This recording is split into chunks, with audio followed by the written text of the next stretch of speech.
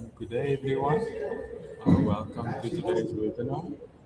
I'm Isa. Today's webinar will be hosted by Claire, and the topic is tax year in webinar. Without any further ado, I'll pass over to Claire.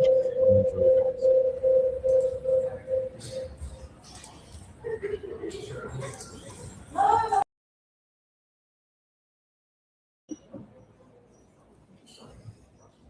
Hi everyone. So as Isa said, then I'm going to do a tax year end webinar. So lots of you will have seen my face before and have seen this webinar before. So first things first is that there's just the risk disclaimers. So nothing in this webinar constitutes financial advice. Tax legislation changes and could definitely change in the future. And value of all tax reliefs and things I discuss in here is down to your personal situation. So we've got those out of the way. For those of you who don't know me, my name is Claire. I've been with the company for coming up 12 years and been advising for about 11 of those. So the agenda today shouldn't be too taxing, hopefully. It should be relatively quick, so I'm just going to run over the various allowances, headline tax rates. I will recap the budget because the last two have been fairly similar and lots of speculation around the same things. So I am going to just go over the various changes when they're coming in and when it was discussed, and what opportunities you have. So as always, first slide, when is the end of the tax year? It is the 5th of April, and the various things you should be thinking about in terms of, for the next 6 weeks until we get there, is what your total income has been. So from all sources, that being investment income, earned income, passive income, rental income, dividends, and of course interest. So interest is a big factor still with the rates where they are. So the return profile, so as I just mentioned there's various ways your income can be paid to you and various allowances and different tax rates that are applicable. So the savings that you have could be invested in various wrappers, which I'll go through. The taxation on those is variable. And the underlying investments actually do make a difference. So, whether you're holding stocks directly, whether you're holding mutual funds, income units, accumulation units, and things like that. And as always, I will cover off at the end some gifting allowances and some other ideas for you. So allowances, as I say in the title there, are mainly frozen. Those frozen allowances have been frozen. So I think I've done this webinar for the last 5 years, and this slide will be very, very familiar for those of you who have done the last few. So those allowances haven't changed. So, I won't spend too much time on those, but yes, you obviously have the personal allowance, starting rate of savings, personal savings allowance, a dividend allowance, and an annual exempt amount.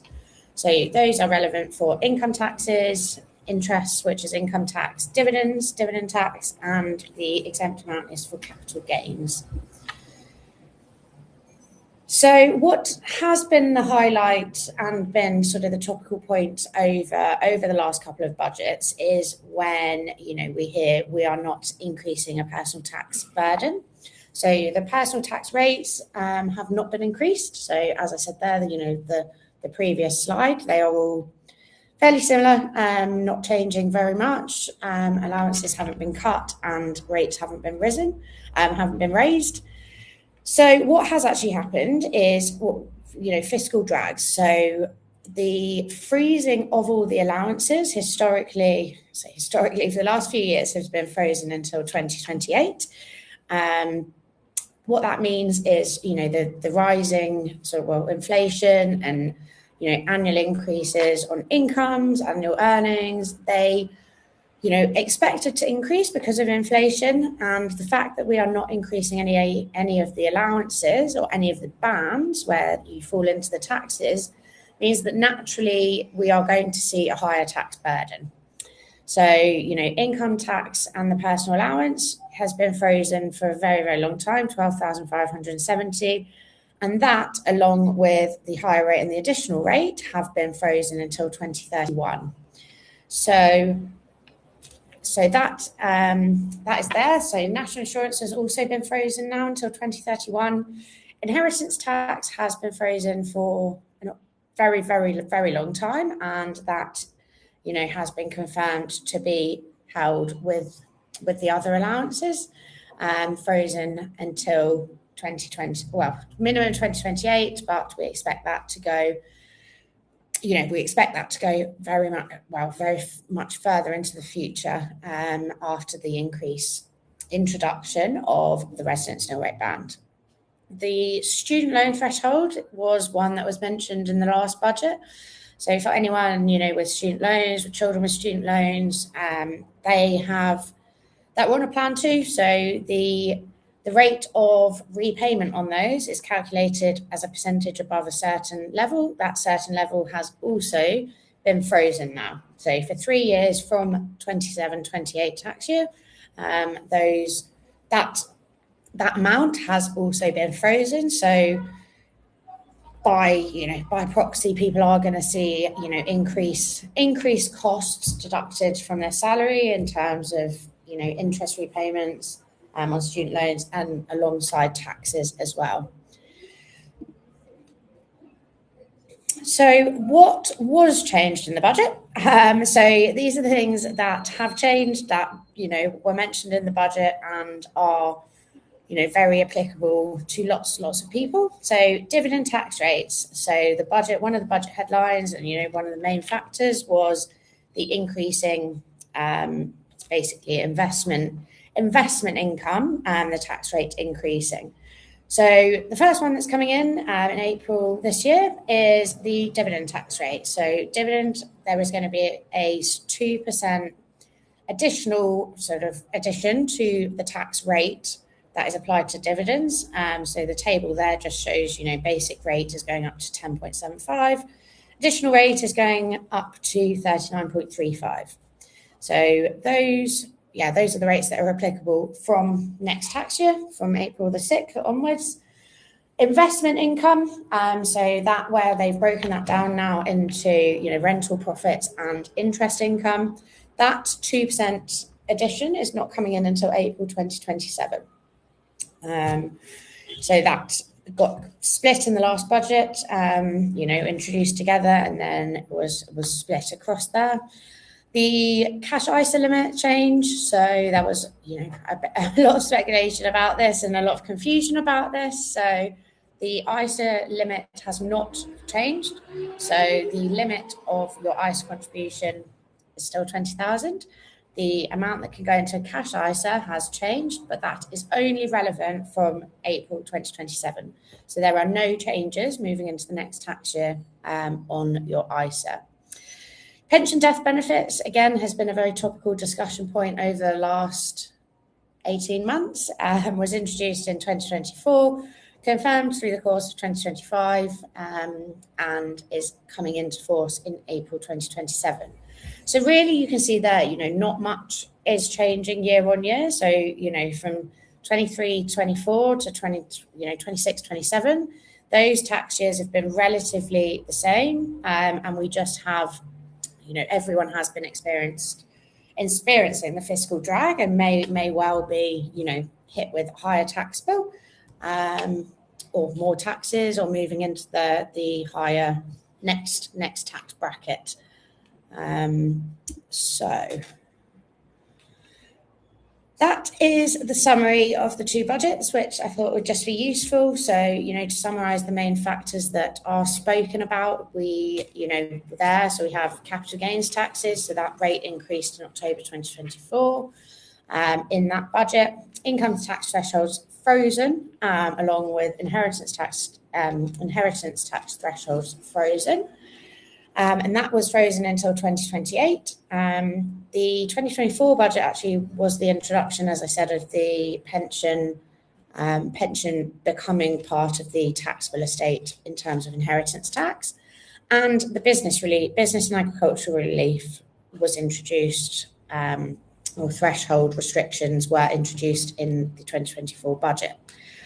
So the 2025 budget that we had in November just confirmed the dividend tax hike and the savings and rental incomes, property income and their relevant dates. It did the cash ISA. It extended the various freezes from 2028 to 2031, and the last one on there, the pension salary sacrifice cap that they are introducing from 2029. I haven't spent too much time on in this webinar. I won't spend too much time on because we have a fair few budgets and years in between now and then. So one that is relevant to lots of our clients and lots of people are thinking about, given, pensions becoming part of your taxable estate. Inheritance tax has become, nearer the top of people's list. If they weren't thinking about it before, your pension may well change your estate value in terms of inheritance tax quite substantially. So that is the history, sort of the timeline of what's happened. So October budget, they announced the cap and the reform. So the cap that was introduced was £1 million per person, and everything above that was basically received a 50% relief, not a 100% relief. That was very badly taken by, mainly in the agricultural sector. So there was a big consultation, technical consultation, public participation, draft rules released between February and July 2025. That then got written into legislation in December 2025, which some people missed or may not have seen, but that £1 million allowance is actually £2.5 million per person. And for, the interaction with spousal relief and, as a family unit, so, man and wife, spousal unit, that relief is actually transferable between spouses. So you can have £5 million, exempted between a spousal relationship.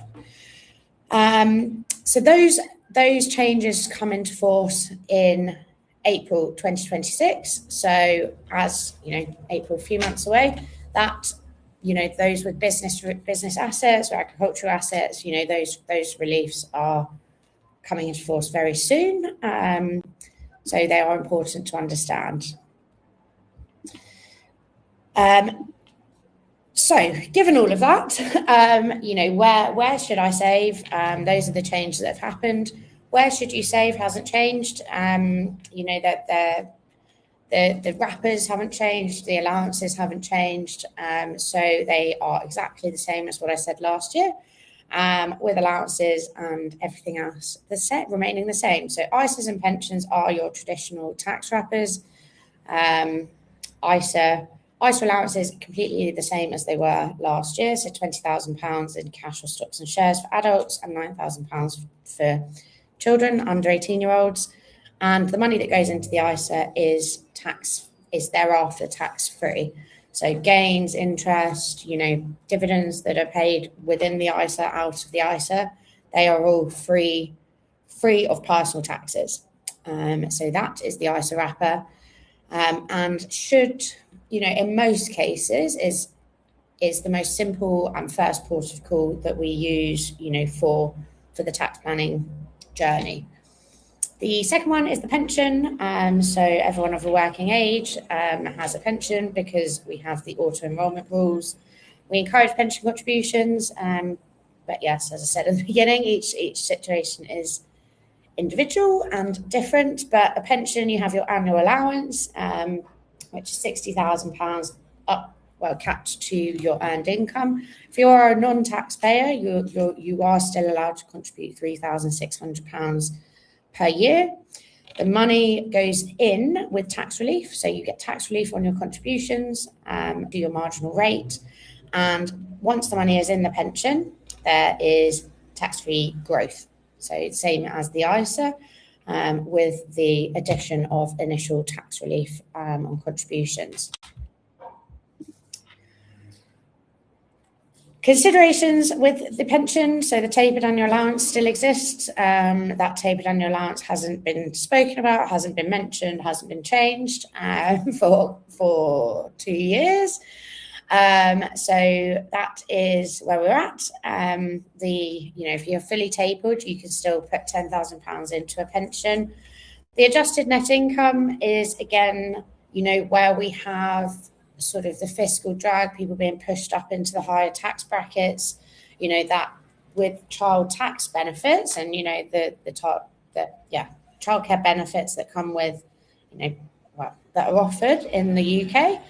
If you have an income over 100,000, those are, 100,000 and 50,000, those are varied. So if you want to manipulate your net income for the purposes of those kind of benefits, a pension is a very useful tool to do that.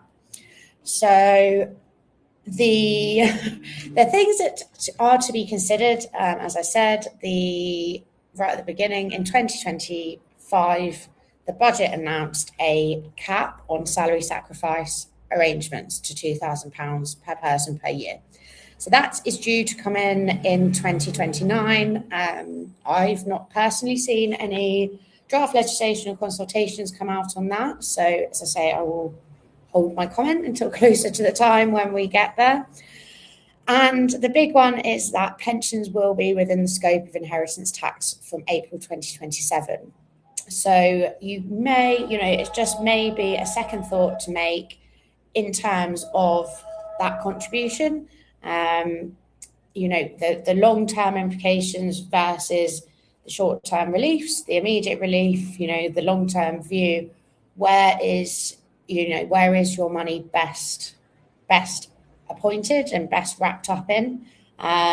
Because those various decisions, that decision is a lifelong decision with inheritance tax, and then each situation is different, and there will be variables that swing the pin either way in all of your situations. So it's definitely something to consider, to talk to us or your advisor about, which just adds a layer of complexity to pensions, but it is a good complexity. It just makes you think long term as well as the immediate benefit there. So the other reliefs in the budget, so EIS and SEIS, so these are sort of HMRC-backed incentives and schemes that exist. Those schemes are called EIS and SEIS, so EIS Enterprise Investment Scheme, SEIS Seed Enterprise Investment Scheme. So SEIS is the seed capital, so that's generally the first portion of funding. On risk perspective is the highest risk. There is no product. The business, the business doesn't really trade or isn't really, a profitable business at that point. So highest risk, and you get the highest relief. EIS, so Enterprise Investment Scheme, is generally once they've had the SEIS funding, they, become established or large enough, or don't, too much investment has gone in, so they move up to an EIS, or the business is trading and is too large for seed capital. You then fund it under EIS. So none of those reliefs have changed. None of those schemes have changed. One positive that was, in the 2025 budget, or one positive I thought was the support for these schemes. So, there is always a situation where governments do not support these schemes, but, these are investing in UK entrepreneurship, it's investing in UK innovation, UK startups. So, it is a positive they are being supported by the current government. The changes that they made were, however, in VCT, so in venture capital trusts. A venture capital trust is another form of an HMRC scheme. That scheme supports small businesses in the UK. So today, up until this tax year or the end of this tax year, you will get 30% income tax relief. A VCT you hold for 5 years, minimum hold period of 5 years, and the return profile suit those who are more, looking or targeting income rather than gains. So, if that is your strategy and you were looking at these, these various schemes, you could, they each has their merits. This one distributes dividends, or that they target a dividend distribution to return wealth and value to investors. These are changing in 2 ways. So from April this year, the initial tax relief, so the income tax relief that you will be afforded, is 20%. And that is because they've actually increased the investment size and the underlying business size for what can qualify for VCTs. So gross assets increased from 15 million to 30 million. Annual company investment limits have increased from 5 to 10 million. Lifetime limits on the investment have increased from 12 to 24 million. So what this means is actually larger, later stage businesses can fall within the scope of the VCT, which is a really positive move. Keeping these companies in the UK, allowing them to trade, allowing them to keep fundraise. But yes, obviously the implication of that happening is that the relief is falling to 20%. So now VCTs open now. They are fundraising this year, are still fundraising and offer the 30% income tax relief. So it may again be something to consider before the end of this tax year. And then, so some planning opportunities. I always leave these in at the end for the final sort of considerations and thoughts I want to leave you guys with. So inheritance tax allowances, really, really simple things to understand and utilise if you can. And inheritance tax is one of your objectives, managing inheritance tax is your objective. You each have an allowance of £3,000 per year, and that can be gifted to anyone, to anywhere. That £3,000, if you didn't use it last tax year, you can look back to that year and say, I'm making the £6,000 gift. I'll use my £3,000 for 24-25, and I'm using my 25-26. So you can only look back 1 year, and you carry that exemption. That gift does not come with the 7-year clock that a larger gift would do. There's all of the further gifts, so further allowances, which there is lots and lots to discuss with those. So definitely have a look on those. But small gifts of £250 to anyone, that's unlimited. How that applies is just that £250 to any individual throughout the tax year. And then wedding gifts of up to £5,000 are ones to note down. And with these gifting opportunities, I always advise my clients, it's the record keeping, it's noting down when gifts are made, who they're made to, what dates they're made, so that eventually, if anyone needed to identify and stipulate that they were using allowances, it's just much easier. One I've highlighted just this year that was kind of just on that list last year is gifting out of normal expenditure. This can apply to lots of people. Well, it could apply to anyone who is trying to, whose main focus is inheritance tax planning. So gifting out of normal expenditure is, a gift from your surplus income. So your surplus income, which importantly is defined by HMRC, and it's taxable income. So it's not, withdrawing out of capital on a monthly basis. That does not define your income. But what does is pension income. So taxable pension drawdown, regular drawdown, is there an opportunity now to be maximising certain, maximising your tax bands, maximising a certain amount in order to, draw down your pension in a more aggressive way, draw it down quicker, because you know that pensions are going to be inside of the estate in a few years' time. And then you use the gifting out of normal expenditure exemption to, move that money out of the scope of inheritance tax. How that's applied, again, is different per person, but it's definitely one to talk to your advisor about. Can you do that? Is there scope to do that? Should I be doing this?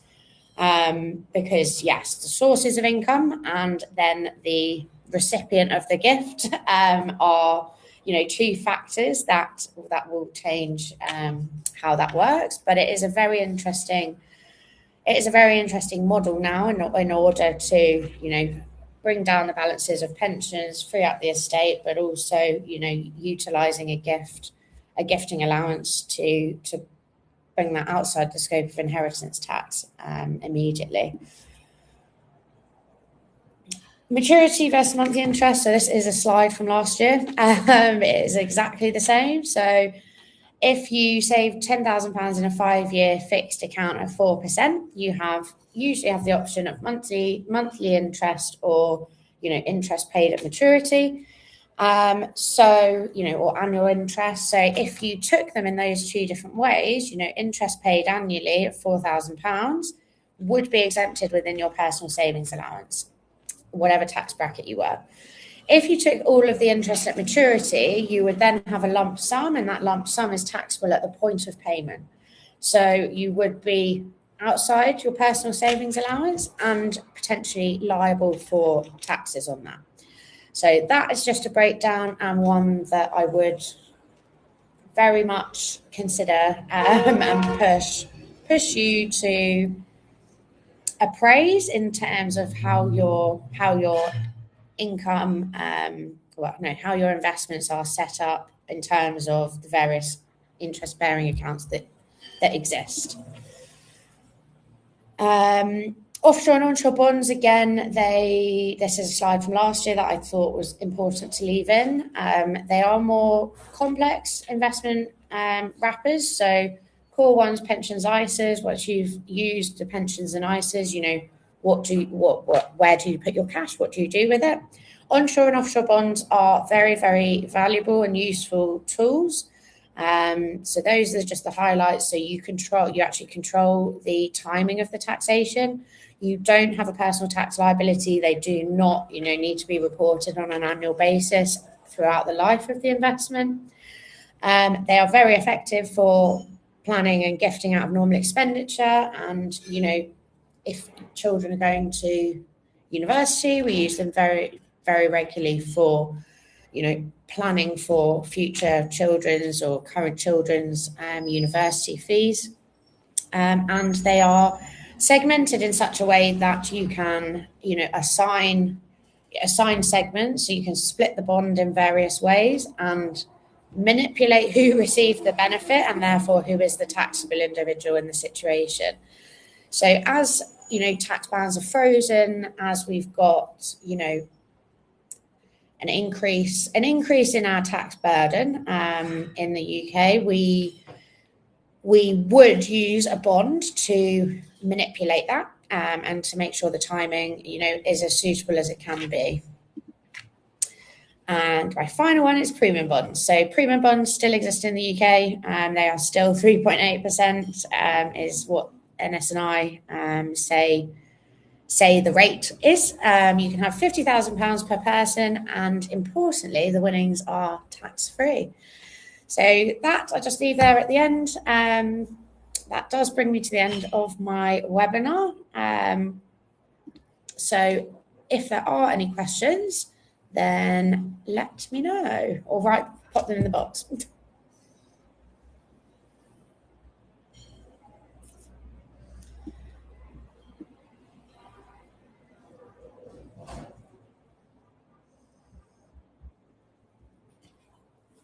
I can see a question actually. Will I be sending the PowerPoint? Yes, it will be sent the PowerPoint over to you. So this webinar gets recorded. The PowerPoint slides will be attached to that email that has a link to the recording as well. And someone is typing, so I'll just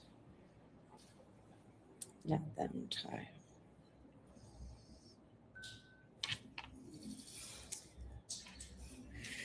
Yes, so premium bonds are expected to be reduced to 3.3%. Right now, at the point of speaking, they are still 3.8%. But yes, they are expected. Simple answer, yes, they are expected to go down. They used to, interestingly, the headline rate used to be about 2.2%. But yeah, I would add if you're a taxpayer getting 3.3%, if you did earn the 3.3%, obviously it's not guaranteed. At your marginal rate as a higher rate taxpayer, you would have to be earning interest of, rough calculation about 6% to get that 3.3%, net interest after tax. But I don't think there are any more questions. Obviously, feel free to reach out to me, to your advisor, but you will receive the recording and the webinar slides after the meeting.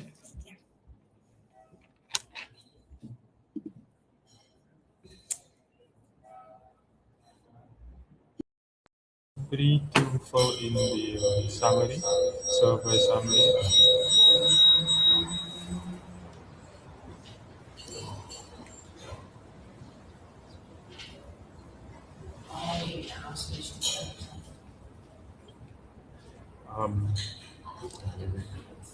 So can go in the survey summary and then conclude the webinar once everyone's completed with that.